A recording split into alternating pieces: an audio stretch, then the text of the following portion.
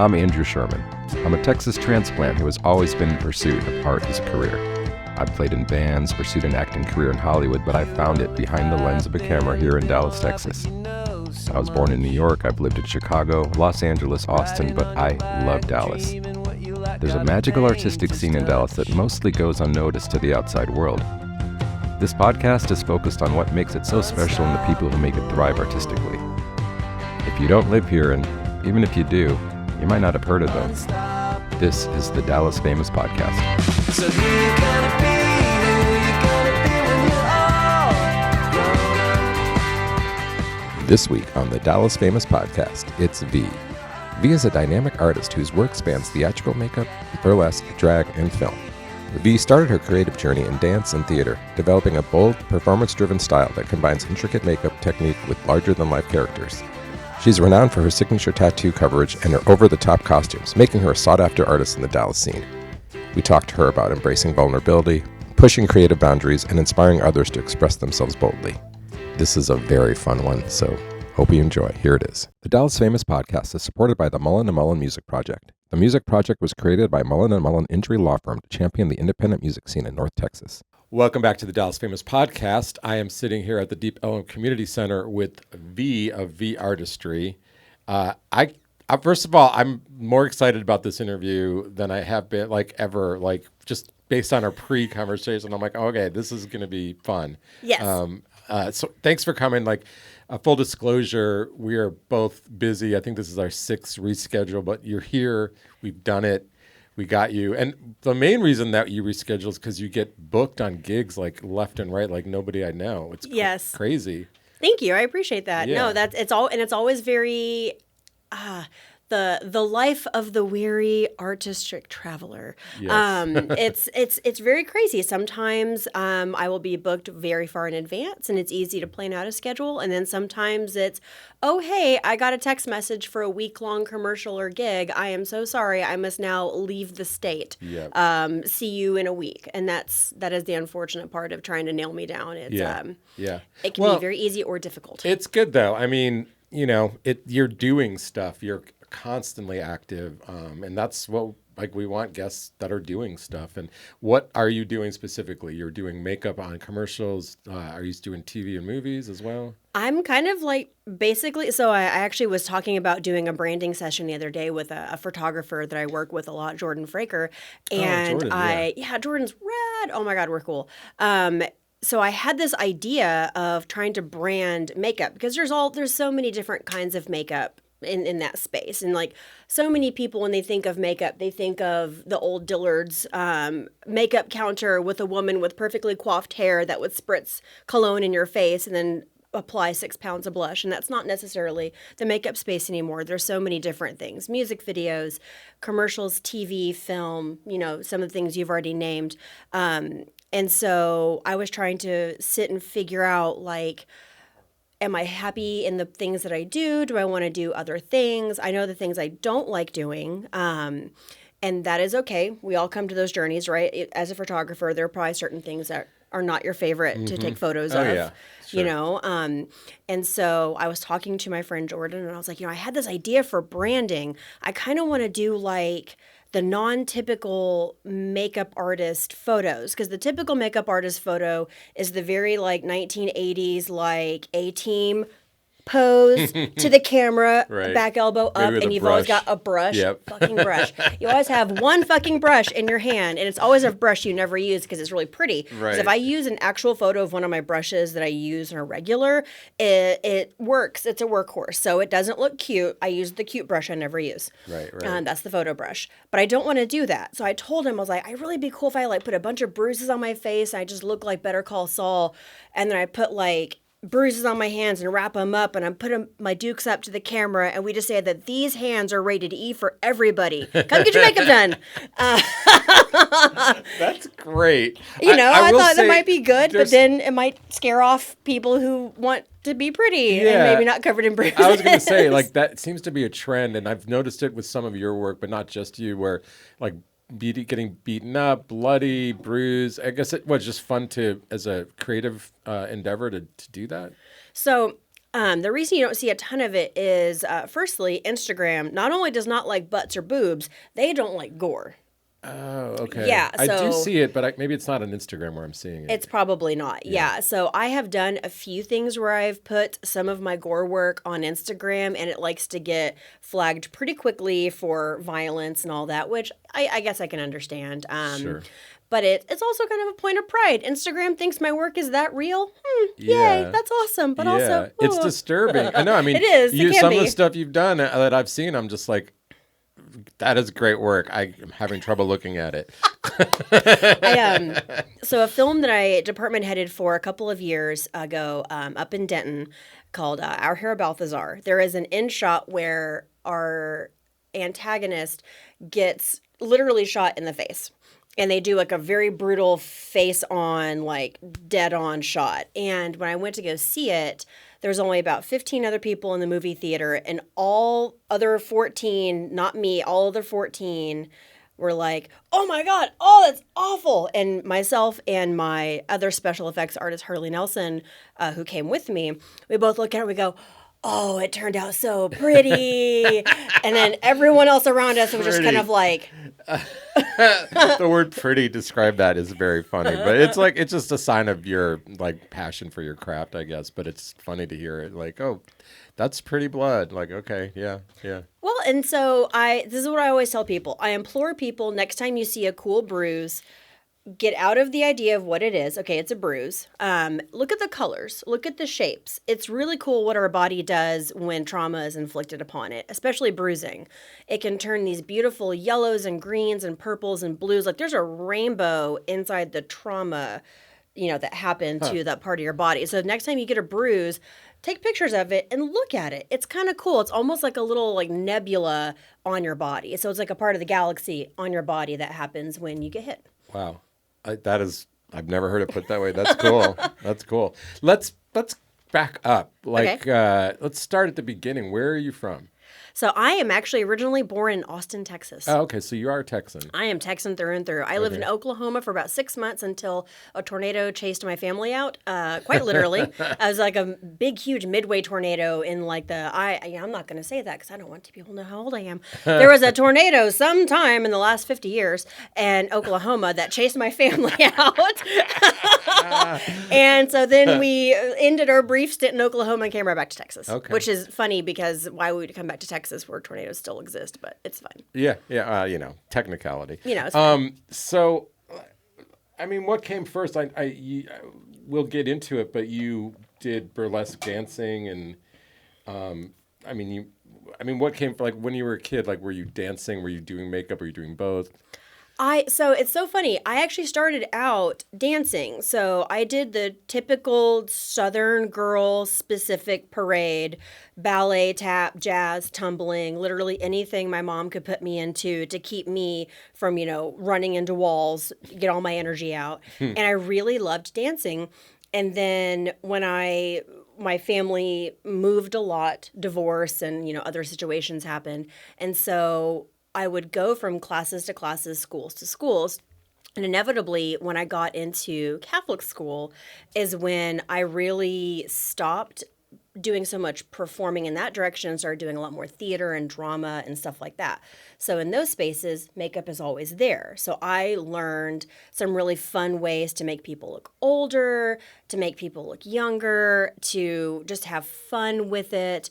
But then also around that time, as a developing teenager, I had really bad acne. And so at a Catholic school, one of the biggest things is you're not allowed to wear makeup. Vanity, Jesus, all the terrible things. And so you weren't allowed to wear it. And so I had to either live with this horrible embarrassment of having all these big red spots on my face, or I got to figure out how to cover it to where the sisters wouldn't find out. And I still don't really think I was that good. I think they felt bad for how bad my skin was. And since I wasn't trying to wear blush or mask, I was literally just covering my skin. I think they gave me a pass. I really do. Because I would love to say I was a child prodigy at 11 and I would just cover skin to where no one would know. I was using CoverGirl and Maybelline back before it was really good formulation. I'm not trying to kid anyone here. But I don't know, that's where I kind of got to. So I had both ends of the spectrum. Fun, cool stuff with theater, and also realistic things that I had to do to just go through day-to-day life without getting ridiculed for having bad skin. So. Okay, and did you continue your education in either of those? Like, did you go to college, first of all? I did. And what did you go for? So I started off at Navarro College and ended my run at UNT, Go Mean Green. I don't know why I did guns instead of the Talons, but that's fine. Double guns, it's great. So at UNT, I studied theater, and so continued doing more makeup. I got really into wigs in theater as well because if anyone is not aware, painfully, being in North Texas, UNT is like the birthplace, or Denton is the birthplace of Rocky Horror Picture Show. Oh. And so, yeah, if you are in theater, you do at least 1 year of Rocky Horror Show, for sure. Interesting. And so you learn a lot about wigs, a lot about very big makeup, and wardrobing, lighting, all that kind of stuff. So that was really cool, and that kind of solidified for me definitely performance space for sure, because I also took some classes at UNT in dance and movement, and also makeup, and somehow the two kind of like intersected in that cool space, and I just have always been involved with one or the other or both at times. Okay. Yeah. So you did take some makeup classes, but you started just in a theater kind of program. And then you just were drawn to the makeup and the wigs, or is that something that everybody was doing? Not a lot of people were. I mean, you did have to, when you took these theater programs, you did have to dabble a little bit in everything. And then once you kind of figured out where your niche was, that's where you concentrated. And so some people really back of the house, lighting, sound, production management, all of that. And then some people were drawn to front of the house, either cast, wardrobe, all that. And so I really found myself really loving makeup. I also painted a lot as a kid, and I took painting classes also at UNT. I really kind of did a whole lot of things. That's the beautiful part of ADHD. You are a Jill of all trades and a master of none. Right. And so, those also kind of brought into that, because painting is on a flat surface for the most part, but makeup is painting on 3D surfaces. So it presents new challenges and new ways of finding the artistic side through a different medium. Right. And I mean, I'm just going to venture a guess, but the Rocky Horror aspect of your background, it sounds like the burlesque was like just a step away as far as the presentation, right? It really was. So how I actually found burlesque and drag was I worked for Sephora for a while as an event coordinator. And one of my ideas was whenever you walk into any retail space, there's always posters up, right, of whatever they're selling at the moment. And my idea was, well, why don't we have live models come in? We'll get them wardrobe, we'll get them into makeup and hair that fit our imagery at the time. And so my very first event was like a winter one. And so I went on Craigslist at the time. I'm really showing my age so much in this interview. I went on Craigslist at the time. That's how you found people. Yep. And I put out that I wanted some models to come work in the store with us. And they would get, lots of free goodies. They would get photos. They would get all this cool stuff. And we would also pay them. And so I found these two models who also lived in Denton. And I was like, oh, great. They're both in theater. They both dance. This is so cool. So I brought them in and we did our makeup and hair tests and everything was going great. And they were telling me that they did this art form called burlesque. And I was like, that's really cool. What is that? And they were telling me about it, where they performed in Denton. And I was like, okay, well, I'm having a hard time visualizing this. And they're like, well, do you know who Dita Von Teese is? And I said, yes. And it's like, it's like that on a much smaller scale and not as many rhinestones. And I was like, oh, okay, that's cool. And that's kind of how it is, because Dita Von Teese has, lots of crazy budget for beautiful stuff. And, sure. And when you're performing in a small hole-in-the-wall bar, it's going to look a little different. But it's also cool because it's very punk as well. It's very DIY. You're going to different stores, thrifting, all this, and pulling all these things together to create whatever this vision is in your head. So if anything, it's definitely the beautiful marriage of theater, performance art, makeup, wigs, and just a need for someone to clap like you're Tinkerbell so you don't die. And so that's definitely a big part of it too. If anyone who does like burlesque or drag and says, "Oh my God, I hate attention," they are lying. Well, yeah. No, Absolutely and lying. this makes me think of something, because like it sounds organic how your makeup became part. Let me say it's another way. Like, it's not as common to have somebody that's front of the house and back of the house, as it were. Yes. Like, so your performance, you're getting that live energy feedback. Your makeup artist, you're not getting that in the same way. Right. So I guess is that still a need you have to get that like live energy? So sometimes, and so over the last few years, in the very beginning of my career, I really hated speaking in public. I actually detested it. It would freak me out. Even as a theater performer? I was never part of cast. I maybe did like two. Oh, I was definitely always. Gotcha. Yeah, Okay, I was okay. always help, not. So you were like helping, a technical roadie. technical person for sure. Okay. Definitely the roadie. Never the roadster. Is that a thing? It is now. It is now. I love it. But yeah, so it never really was a thing for me. And I never had an issue speaking. I just don't feel like that was, I think I wanted like secondhand applause, not necessarily direct. Like if someone came up to me and said, "I loved your makeup," I would probably go, "Oh my God, it was okay." Or, and I'd have all these excuses as to why it just happened to be good that time. Right. And so as I kind of got out of that, I had more and more opportunities to speak in public. And so over the last like 5 or 6 years, kind of since COVID, I've actually transitioned into hosting more. And the first time I hosted, I thought I was going to throw up. I thought my heart was going to fall out of my butt. And I thought everything was going to go badly. And for some reason, after the show, people were like, "You're so funny. Have you ever done this before? It seems like you've done this for forever." And it's like, "No, actually, I hate talking in front of people." And they were like, "We would literally never, ever know that you did." Huh. And so, yeah. I'm with them, by the way. Oh, thanks. Yeah, this would never have been a thing 6 years ago. Someone said, "Hey, do you want to be on camera talking?" I'd be like, absolutely not. And I would just leave. Or I would just leave and not even tell you no. I would just go, and just walk out and leave everyone befuddled. But it has become a thing. So I perform in a different way now, and it still feels very on point because I still get to make cool costumes, become a character, and do the big hair and makeup for myself. And it's really kind of functioning in a different way now for me as far as like applause and feeding that like inner need to be seen. Right. And to like have your creativity appreciated. Exactly. And now I'm seen and heard. And what I like to tell people is once you're in the space, you see me take the microphone. If you don't have a good time, that's on you because I still got your money. Right. So I'm skipping around, but come back to you met these models and they're telling you about burlesque, and now so I guess how did that translate into you actually doing it? So they had told me, "Well, where do you live?" And at the time I still lived in Denton, and I was coming up to Dallas for work. And so they're like, "Oh, well, you should come see our show sometime. We have a show." And this was at Andy's. Oh, wait, I'm sorry. No, it was actually before Andy's. It was at an underground bar, and now my brain is just escaping it. But it was like an underground punk venue behind Andy's off the square. And when this airs, someone's going to be like, "It's that bar." But my brain is like losing it completely. But it was at this bar.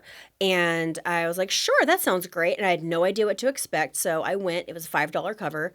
And it was the coolest thing ever because they had like tacked up sheets to be the partition to change behind. And so there was a light. You could still see people changing. So it was really cool. But you didn't see any bodies. Right. I was just like, man, this is so like old school. This reminds me of like, I don't know, a Conestoga wagon hitching up, and now there's going to be dancing girls out front. Like it was so snake oil, like medicine. Like it was so neat. It was just so, they were in charge. I think it was the biggest thing. It was like from the minute you walked in, they had you there. Like they had the host, they were doing all these performances, and what they were doing was more cabaret and vaudeville versus straight up burlesque that we think. So they were actually skits. Like one of them did a Snidely Whiplash skit where she pretended to be tied to a train track on stage and someone else walked around her. Mm-hmm. And I was like, man, this is cool. This is so thoughtful and like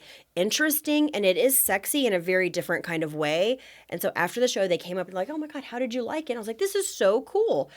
And when they were at Sephora, we had talked and we had talked about my performance background, and they're like, well, would you ever want to dance? And I was like, oh, no one would want to see me take my clothes off.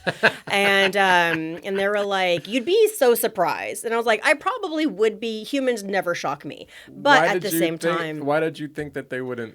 Oh, well, honestly, because probably deep religious issues, you know, and it's a purity thing, right? You know, as a lot of people have issues with disrobing in public, not even really for that, more so just for like the vulnerability. If you go outside right now on the street and take your shirt off, you're going to have a feeling about it, right? You're going to be like, oh my God, someone might see me. And it's not even your flesh, they'll see you. It's a deep vulnerability thing to do these kinds of things. And so it's like, I'm not sure that I'm ready to be vulnerable like that yet.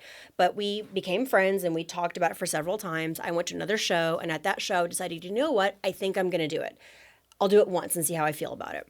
And so I got ready to do this show, and I was doing my online research through YouTube University, and I was looking up articles about like Betty Page and Tempest Storm and Candy Barr.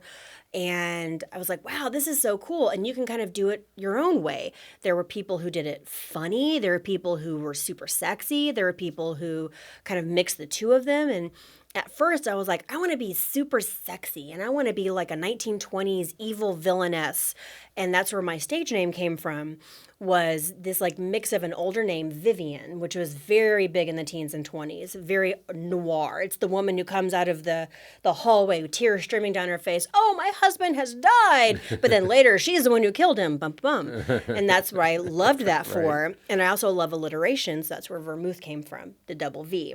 And so I was like, okay, I have my stage name, and I was getting my costuming ready. I don't think I've ever worn more clothing in my entire life. I wore like 2 pairs of pantyhose, 2 pairs of fishnets over that, 3 pairs of underwear, artfully stacked, because I thought that would look cute for some reason. I don't know. I'm not a fashionista, so it was apparent. Like a massive corset from Fredericks of Hollywood, 2 bras, nothing came off. I had 1 pair of gloves and a boa. My back was to the audience the entire time because I was scared shitless. And the whole song was 2 minutes and 20 seconds. And how that happened and I didn't run screaming, I have no idea. But I was hooked. And I was like, man, this is so cool. I feel like alive, but I was in charge. No one told me what to do or how to do it. They just said, here's a general vague idea. Here's the world it can live in. Go nuts. And then people paid. And for some reason, someone contacted me the next week and was like, we saw your show. We want to book you. And I'm like, why? Are you blind? Was it me? It was that quick, though. It was that quick. And then it kept happening. And then people kept requesting different things. And I really got to do some cool stuff. And then I really got into what I like to do, which is like very nerdy focused, like very character based, very weird, kind of out there ideas. And so from there, I created so many things. I have a bunch of Star Wars acts. I have a full Chewbacca head that I built. That is the silliest thing you'll ever see. I have like very conceptual where I'm a firefly, but I'm not an actual firefly. I'm like the idea of a firefly. I still don't know where that one came from, but that appeared to me at some point, and I was like, I think this makes sense. I'm trying to explain it to people. I'm like the LaCroix of a firefly. I'm like the essence. If you said firefly in the next room, that's what that performance is. Right. Yeah.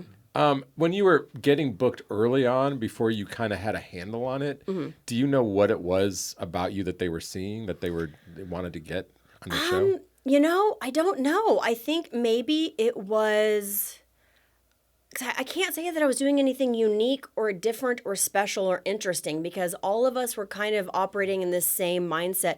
We were seeing the old like 30s, 40s, 50s, 60s legends who all kind of had similar veins of performance. You know, it was boas, fans, corsets, fringe. So there was always these kind of base elements to what we were doing.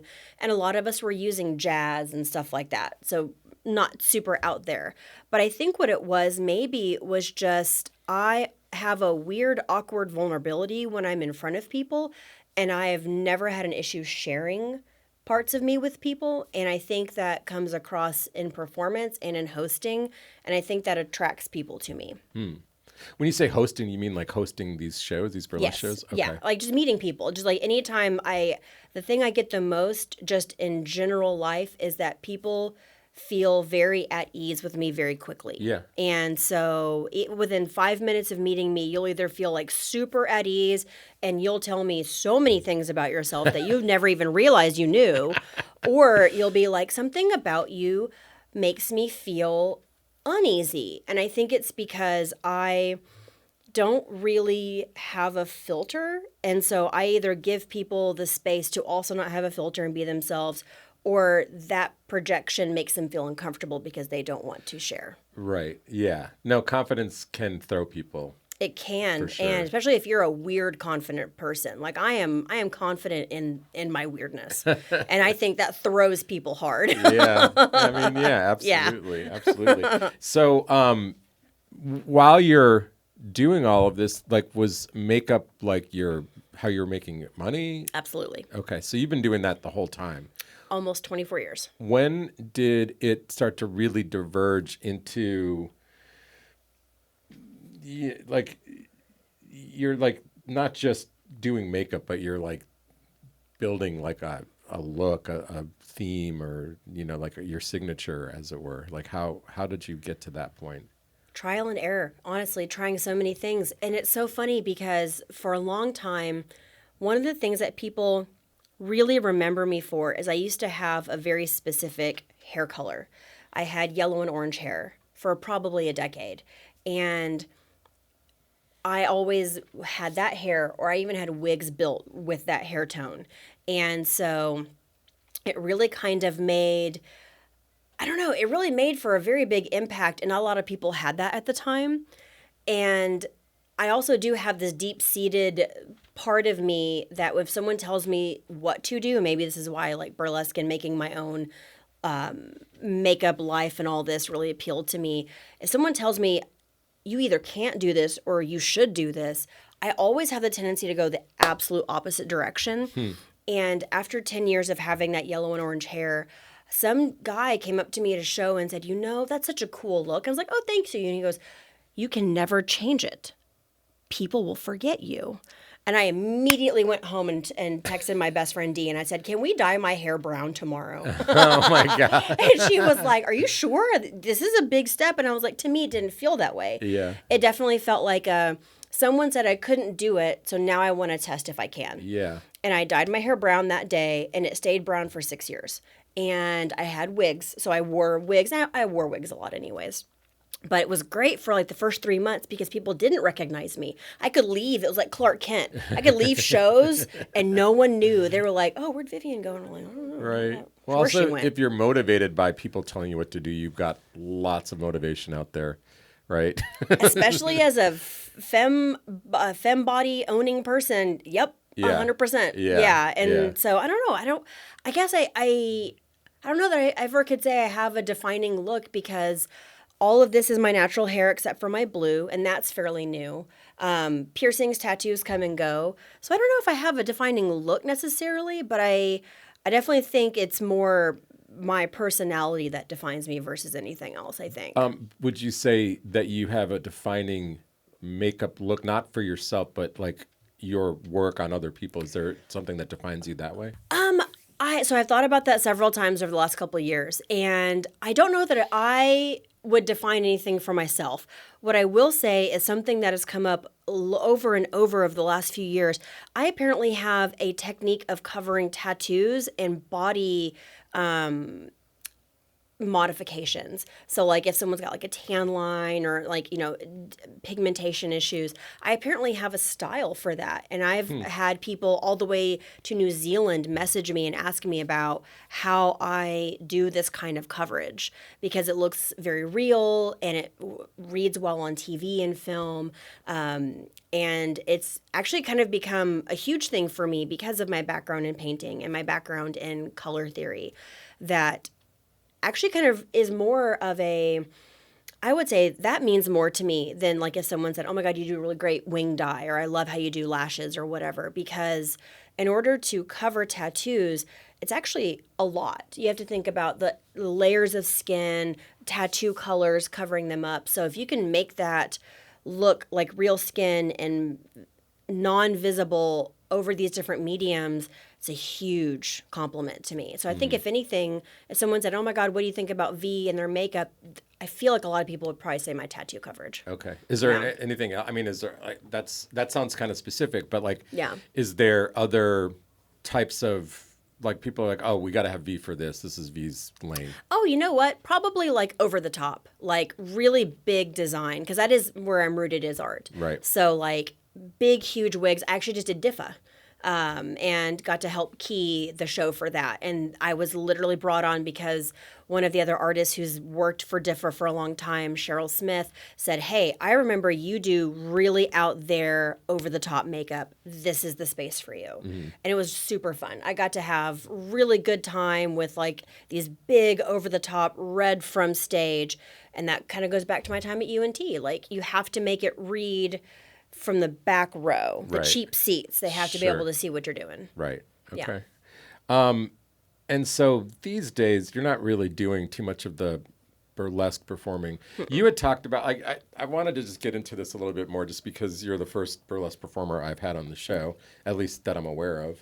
I guess there can be like secret burlesque personalities. Secret lives. Yeah, that I'm just not aware of. But like you were making a distinction before we were on air. What was like we were talking about? God, now what was the context?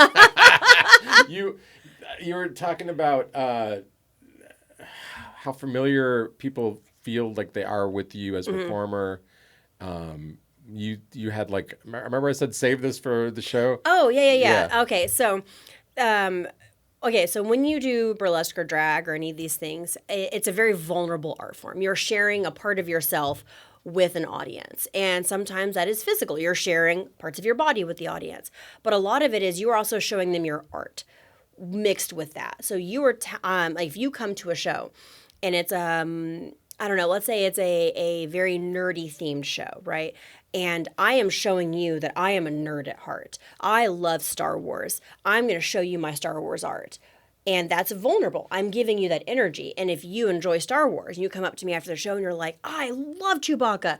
You did such a cool thing with this. And I loved the bullet belt and all this. Like, then we have this exchange of energy, this exchange of vulnerability. You saw me and I saw you. And people really love that about those art forms that you don't really get from going to these really big concerts. Because how often do you get to walk up to, Casey Musgraves and just talk to her about like, I really love that song about jeans you wrote. I have no idea if she wrote a song about jeans, probably. She probably But you can't do that. You can't get to artists like that anymore. Now, you can if it's a smaller show. Like I saw that you just photographed Cure for Paranoia, and that's going to be probably the last small show they do for a very long time. Yeah, absolutely. But that's the beauty of that smaller, more niche art form is you can directly share vulnerability and energy with someone in the same room and be seen and also see them and as well. But what I was talking about earlier when we were off air was sometimes people take that vulnerability a little too far. And I have been hit on by people. It's not a terrible thing to feel attractive, and that's not a bad thing at all. But sometimes I think that vulnerability is mistaken as attraction or flirtation. And essentially, when we do in burlesque and drag is a form of customer service. You paid a ticket, you're our customer. We have to provide service, as in our performance. And so after the show, if you come and say hi to me, I'm going to obviously, hi, thank you for coming. Oh my gosh, I'm glad you were here. But because this person may have seen me in a level of undress or vulnerability or, sharing earlier, they might think, oh, this person's talking to me. And I saw their kneecap earlier. That means they're into me. And that's not the case. That's so, it's so real. And why is it so real? And so like I always tell people, I'm like, listen, homie, I'm so glad you're here. I really am. Thank you for seeing me. But I'm going to share with you exactly what I expect in this interaction. This is a transaction. You paid a ticket. I gave you a show. I now want to go home, eat pizza, put on sweats, and not talk to a single soul for at least 1 to 3 business days. And that's Right. exactly what most of our interactions should be. And like, I want people to interact, but definitely don't take it the opposite way and go, wow, they are super into me, because we Right. really aren't. Right. It's definitely like sex workers and dancers at like midnight ballerinas. 9 times out of 10, we are there to provide a service. We're not into you.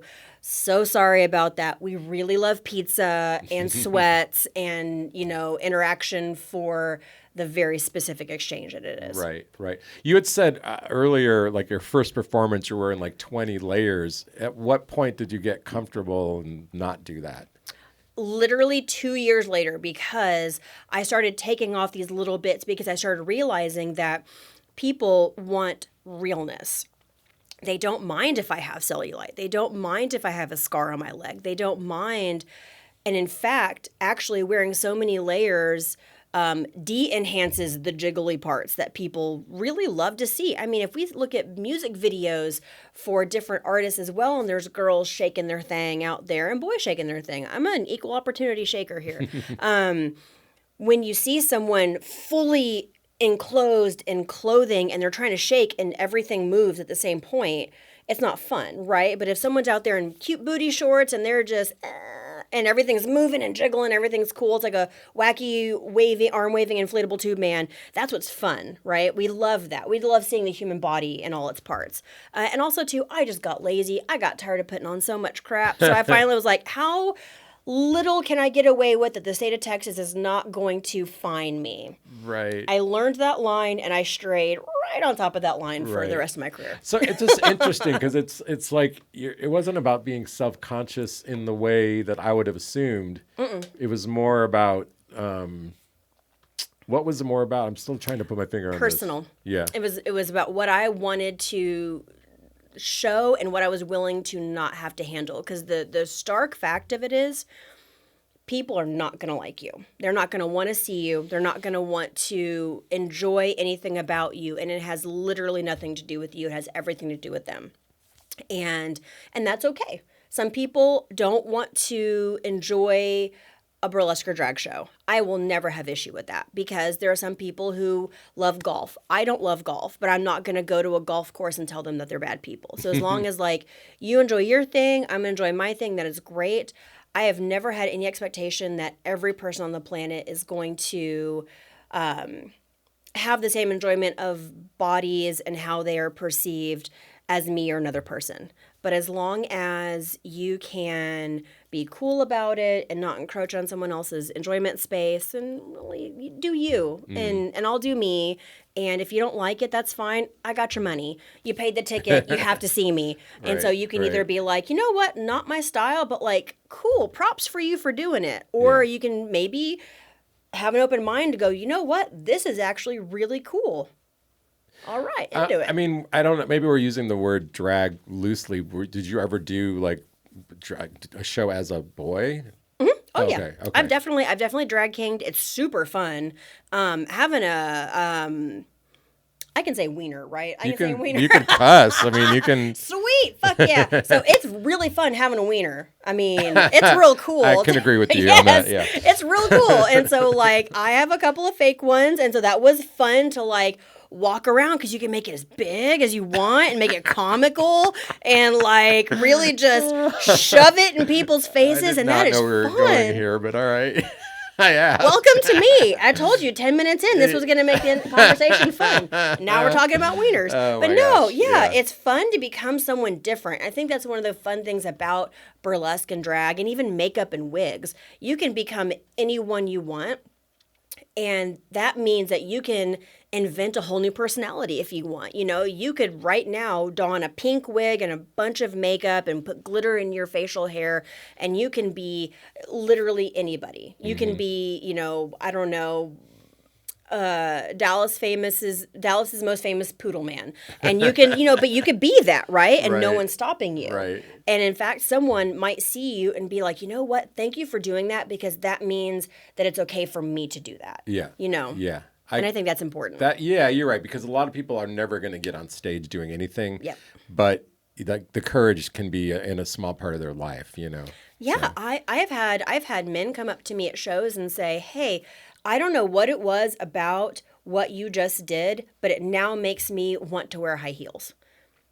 Okay. And I love that, because they just felt in this space of vulnerability and sharing, and some weird small part of them was wakened, and they were like, "I want to wear high heels now." And I'm like, "You should do that." Or women have come up to me and have been like, "You know, I never thought I'd want to wear a short dress. Seeing you be so excited and proud of your body makes me excited and proud of my body, because I look like you." And that's a big thing too, is like, if you see someone that looks like you in the form that you present as doing something outrageous, then it makes you feel like maybe you don't need to go that far, but you can do even half that. You know, you can wear the short skirt, you can wear the heels, you can wear a red lipstick and not feel bad about it. Or you can shave a lightning bolt into the side of your beard and feel cool about it, because at the end of the day, someone's not going to like it, but someone will, yeah. You know? Yeah, definitely. Yeah. We're kind of wrapping it up a little bit. Like, let's talk a little bit about the DFW scene, like the makeup scene more specifically, or like the world that you work in. Like, yeah. How hard was it for you to kind of like make yourself established, and how big is this world? Like, can somebody jump in, you know? So it's very big and small at the same time. So there are a lot of makeup artists in Dallas. I think it kind of depends on the scene you want to go into. So like we were talking about earlier about what I want to do and what I don't want to do. Weddings, not my favorite. And nothing against weddings. Weddings are beautiful. They're wonderful. They're so delightful. And the makeup styles for weddings are just timeless and elegant. And I love that. I love that so much. But it's not necessarily my passion. And that's okay. And I've realized that. Yeah. And so I will agree. So as a photographer, the same thing. I'll do them. I don't mind them, not looking for them, you know. Exactly. And that's kind of my thing. Like, I'm actually doing a horror-themed wedding for Halloween this year. And I love it. I'm actually making the bride and groom into skeletons. Oh, wow. Yeah. And I'm like, that's cool. I'm super down for that. But those are the spaces I don't tend to go into. But there's like a massive wedding scene just in Texas in general, too. So there's lots of wedding makeup artists. There's also a big production scene here. Lots of commercials. We're now starting to see a lot of TV shows and films being filmed here, too. So there's a lot of production artists as well. Are you personally seeing an uptick in that for you? Yes. Okay. Oh, absolutely. I mean, personally, my makeup career has changed just in the last 3 years. I've worked on a lot of Taylor Sheridan shows. I've gotten to work and department head and key a lot of like smaller indie films that have a higher than normal budget. So like that's been really cool too to see as well. But yeah, it's I don't know that I'm trying to think the best way to describe this. I wouldn't say I found it hard to get into. But I think it is because I had a lot of connections prior to entering this space. Right. Because of entertainment and performance. A lot of these worlds kind of converge on each other because these spaces like House of Blues, Kessler Theater, all that, they employ traveling musicians, entertainment spaces, and a lot of times those people will request makeup, you know, or request hair or something like that. And so then these people will work in that space, and then they'll work with producers that also do other projects. So it's not that it's hard to get into. It is if you don't have any connection whatsoever. Right. So having prior connections to nightlife helped me, I think, get into some of these spaces. But then also, once I got into those spaces, I just tried to make as many friends as possible and be my weird little self. And sometimes that was welcomed and sometimes it wasn't. But at the end of the day, I'm still me and I'm just here doing my thing. And, you know, doing the best I can and trying to share with as many people as possible all the knowledge I have too. Right. Yeah. Right. What is next for you? What is next for me? So actually, I am doing makeup for the World Cup. Oh, cool. Yeah. I have a couple of teams that have contacted me to do makeup for their commentators and for some of the ad spots that they'll have. So I'll be here, I'll be in Monterrey, Mexico, I'll be in Toronto, and I might be traveling to Kansas and Miami as well. Oh, wow. So we'll see. It just depends on if the teams that I'm booked for win more of their games, and then I'll end up traveling more. Gotcha. Yeah. That is cool. Oh, I guess last question. What is like the coolest or most known like show or commercial that you've worked on? I'm going to give you one for each sides of it. Yeah. So I would say the coolest, most well-known, also most niche and interesting thing I've experienced in the burlesque world is several years ago, I went to Atlanta and I did a show called the Southern Fried Burlesque Fest. And it was a big burlesque festival that had people coming from New York and Australia and all kinds of places to headline. And they had other more local artists coming in to fill out the shows and also perform and showcase their art. So on the Friday night, which was the opening night of the whole weekend, I was the one that opened the show. So I was the first performer out there. Are you familiar with Puddles the Clown? Yeah. He was the MC that night. Oh, this is nice. before Puddles, the whole thing. So like when people are like, oh, Puddles the Clown, I'm like, I knew him when. Me too, but, actually. But yeah, and he was so cool. He was a great host. But he was hosting and he was getting ready to do his thing. And the producer of the event, Catherine Lash, came up to me and she was like, hey, so I know you're about to go on. How are you feeling? I'm like, I'm kind of nervous. This is a big deal. I'm really excited. She goes, how do you feel about famous people? And I was like, well, she's like, oh, anyways, you're about to go on. Have a great show. And I was like, I don't know what this means. Cool. So then the song starts and I go out on stage. I do a turn. I look at the audience and right there, smack dab in the front row are two burlesque legends and a comedian, Margaret Cho. Oh, wow. Front row. And she's sandwiched in between Dirty Martini and Joe Boobs Weldon, who are like two famous nightlife, New York, like old school club kid burlesque people. Like they're like, holy crap. Like Dirty actually travels with Dita Von Teese right now. Okay. And so I just look at them and I'm pretty sure I just went, ha! and kept doing my thing. What else am I going to do? Yeah. And then at the end, the three of them stand up and give me a standing ovation. Oh, wow. I got a standing ovation for Margaret Cho, and it was the coolest thing ever. And then I thought maybe she was being nice. So after the show, I go out in the audience in my little thing, and she is talking with a whole group of people, talking, of course.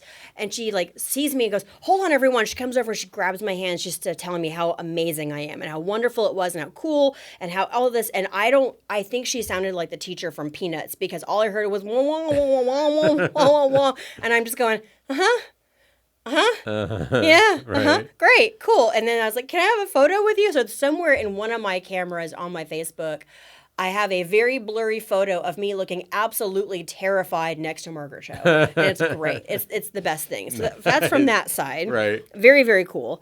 On the other side, I think probably one of my favorite moments was working on this independent film, Our Hero Balthazar. It was our closing night. It was like 7:45 in the morning. The day was about to break. Actually, it was 6:45. The day was about to break. We were doing a night for day shot. So we were having to create night. Day for night? One of those. We're having to create night in this tent. And so we're getting our last shot and we're getting there. We're doing all this makeup. We're getting everything ready for that ending shot. And I just kind of like looked around and had a moment of all these crew members working diligently to do this thing and this really big makeup shot that me and the special effects person were working on. And I just had this moment of like, who gets to do this but me? And all these other people in this room, and we're going to share this really cool experience, and this is going to be a movie that gets seen on the theater, and nobody will be any the wiser of what we went through at this very moment in this random parking lot in East Arlington. I'm covered in blood, by the way, like from my toes to my armpits. I'm covered in blood from this effect.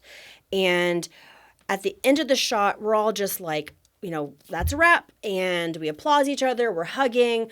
Someone pulls out a cooler of beer that I still don't know where it came from. And everyone's drinking beer at like 7 o'clock in the morning on a random Sunday morning.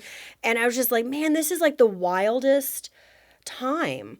Like, this is wild, you know? Like, people go to work 9 to 5, Monday through Friday, and that is their experience. This is my 9 to 5, and it's the craziest thing. And then immediately I drove to QT to grab a drink on the way home and forgot what I looked like, and I'm pretty sure they probably should have called the cops. I literally was just soaked in blood getting a Coke Zero, and they're like, hey. And I was like, hey, thanks. And like walked out. And I'm sure that they were like, what the actual fuck just happened? And I'm like, that's the story of my life. I think it's going to be the name of my memoirs. What the fuck just happened? The story of Vee Artistry. That is amazing. And that's a great way to end it. How can people get a hold of you if they want to reach out and work? Do makeup and stuff? So they can find me on Instagram. I am the.v for V. They can also find me probably easiest on my website, www.makeupartbyvivian.com. And I'm also on Facebook. They can find me in a lot of different places. Okay, and cool. I'm always happy to. Yeah, and I'm always happy to chat with people about makeup or blood or Margaret Cho or really anything, honestly. Awesome. Thank you so much. I'm glad we finally made it happen. Yeah. And we'll be looking for people like wearing your face, basically. That's the most Buffalo Bill thing that someone has said to me in a while. I really want to make a line of my face and just sell them. Because I think that would be incredible. I will be happy with 5%. That sounds good. Perfect. All right. Thanks again. Thanks. I'd like to thank Vee for being my guest today. You can check her stuff out on the links. Thank you to the Deep Ellum Community Center for letting us record here. Theme song Unstoppable by Celine Narala, and the outro is The Place to Be by Electric Ants. Thanks again to the Mullen & Mullen Music Project for their support. Like, subscribe, and share the podcast, and we'll see you next week.